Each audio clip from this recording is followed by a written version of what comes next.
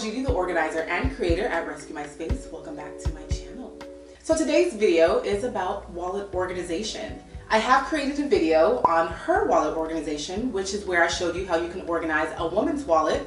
And today's video is about his wallet organization, where I will show you how you can organize a man's wallet. Because for the most part, the only option a man has to carry anything is in his wallet. Therefore, this is the only place he can place all his cards, receipts, and other options that he has. Other than, of course, his pocket, most of the time, their wallet tends to get cluttered. So in this video, I'm just going to show you how I organized a man's wallet, and then I'm going to show you a different type of male wallet that can be used to help with clutter. So without further ado, let's get right into the video. So here's the wallet I will be organizing. It has a couple of card slots, some space for cash, and a driver's license window, which of course I turned the driver's license the other way. As you can see, this is a traditional male wallet. Now we're on to the purging. Let's go ahead and take everything out.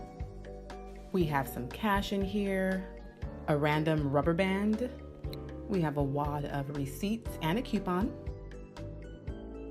We have a Chuck E. Cheese card, library card, a couple of company cards, reward cards, and a credit card. Oops, can't forget the other side. We have some more rewards cards and some business cards. As I'm taking them out, I'm also categorizing them. This just makes the purging process easier.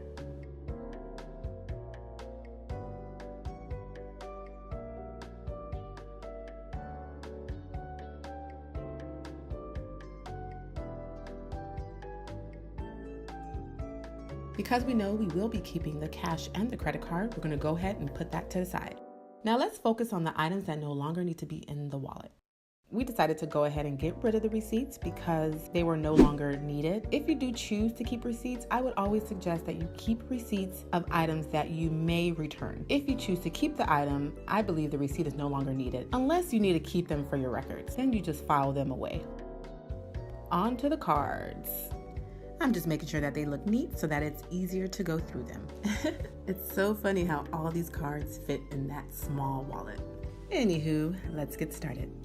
We decided to get rid of the Chuck E. Cheese card because it was no longer needed. Though rewards cards are great, most of the time they're not needed. And in this case, we decided to get rid of those as well. We did decide to keep this rewards card because this is a place that he frequents all the time. As for the library card, though we will not be getting rid of it, we decided to keep that in his desk. And though he does frequent the library often, it's not enough to where we would keep the library card in his wallet. So that does stay in the keep pile, but it won't go in the wallet. And we went ahead and got rid of the temporary gym card. We kept the Sam's card, of course, but we got rid of the Starbucks gift card since it no longer had money on it. As for all of his business cards, we ended up creating a business card binder where he would place all his business cards in them. And these are the only items that went back into his wallet. What a difference, right?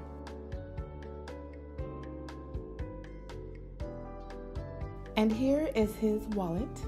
He wanted to upgrade his wallet to something that was less traditional and more compact and simple. So this wallet here is a front pocket wallet. And though it does have only 3 card slots, you can always double up your cards, or of course utilize the other pockets it does have, which are on the sides, and it also has a money clip.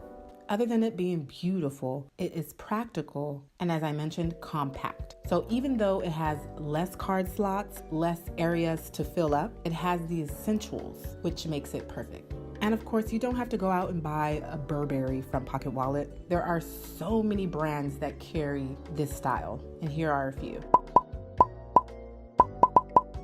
And here's the wallet with all the items in it. So in the 3 card slots, we have his credit card on the bottom, his Sam's card in the middle, and none other than his Bahama Bucks rewards card on the top.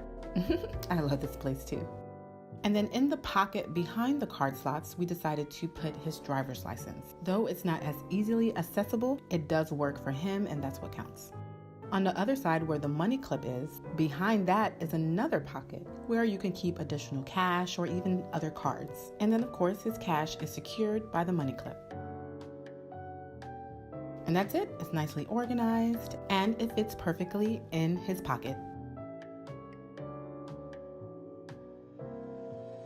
So what you think? As you saw, I did end up using a different type of wallet rather than the traditional wallet because I believe that this type of wallet is easier, it's lightweight, and it can fit in your front pocket. Therefore, you can avoid that bulge that typically happens when it comes to traditional wallets. So let me ask you a question. Are you someone who uses front pocket wallets or have seen someone use a front pocket wallet?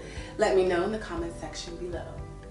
So, if you like this video, please give it a thumbs up and subscribe. And thank you so very much for watching this video. And as always, I'll see you next week. Bye.